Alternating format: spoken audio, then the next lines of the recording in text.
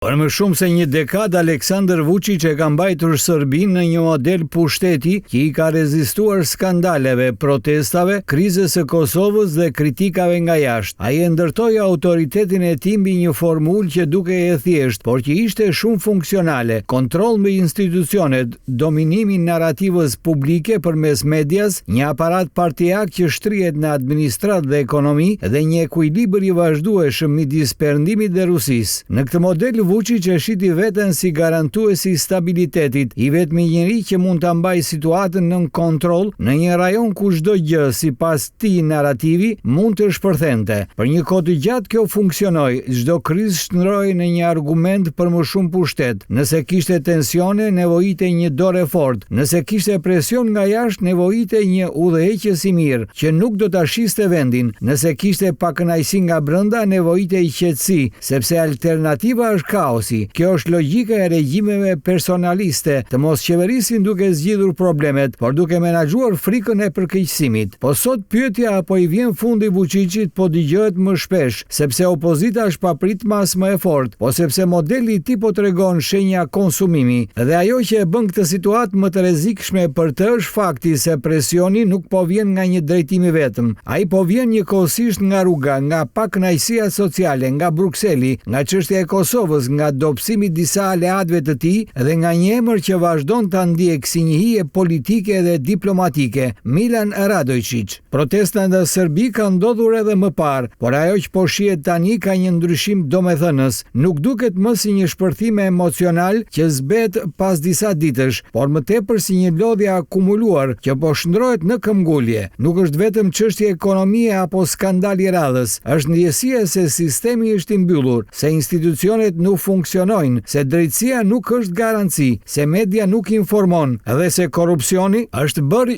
gjua zyrtare e shtetit. Kur një shoqëri arrin në këtë pikë, rreziku për pushtetin nuk është vetëm protesta, por momenti kur njerëzit fillojnë të mos e pranojnë më frikën si rregull të lojës. Regjimet e forta lëkundën kur qytetarët humbasin ndjesinë se nuk ja vlen, edhe kjo në Serbi duket se po ndryshon gradualisht.